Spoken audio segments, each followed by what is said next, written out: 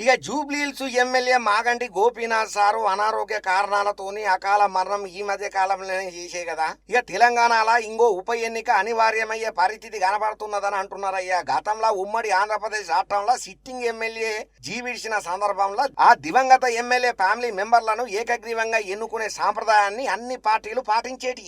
అయితే రాష్ట్ర విభజన తర్వాత బీఆర్ఎస్ ఆ సాంప్రదాయాన్ని పక్కన నూకింది. ఇక ఈ మధ్య కాలంలో cantonment sitting MLA Lasya Nanditha ఆకస్మిక మరణం తర్వాత జరిగినటువంటి ఉప ఎన్నికలు ఏవైతే ఉన్నాయో అన్ని ప్రధాన పార్టీలు పోటీ చేసినాయి. అయితే సిట్టింగ్ ఎమ్మెల్యే గోపీనాథ్ సారు అకాల మరణంతో ఖాళీ అయినటువంటి జూబ్లీహిల్స్ నియోజకవర్గంలో తొందరలోనే ఉప ఎన్నిక అవుడు పక్క అని కనబడుతున్నదయ్యా.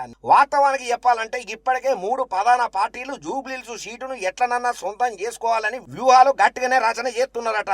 ముఖ్యంగా కంటోన్మెంట్ లా బీఆర్ఎస్ సిట్టింగ్ సీటును గెలుచుకున్నటువంటి కాంగ్రెస్ పార్టీ, ఇంకో పక్కన బీజేపీ వాళ్ళు, ఇటు పక్కనేమో జూబ్లీహిల్స్ సీటును ఎట్లనైనా మనమే పట్టుకోవాలని బీఆర్ఎస్ పార్టీలు కూడా గట్టి ప్రయత్నాలు చేస్తున్నాయట.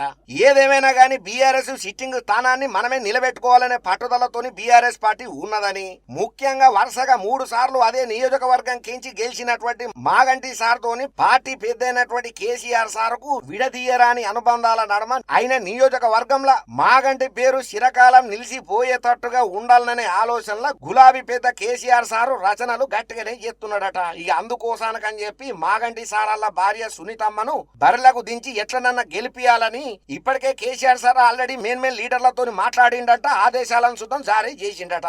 కాకపోతే మాగంటి సార్ వాళ్ళ భార్య అసలు పోటీకి నిలబండికి ఆమె ఇష్టంగా ఉన్నదా లేదా అనేది మాత్రం సిక్కుమూడి ఈడాల్సి ఉన్నదన్నట్టు. ఇక దీని గురించి ఇంకా క్లియర్ కట్ గా పార్టీల నుంచి అయితే ఎటువంటి క్లారిటీ రాలేదు. ఒకవేళ ఆమె గనక పోటీ చేయడానికి సముఖంగా లేకపోతే కేసీఆర్ సార్ ఫ్యామిలీకి ఇంకో ఆడపరుసును పోటీకి దించే ఆలోచనలో ఉన్నదట బీఆర్ఎస్ పార్టీ.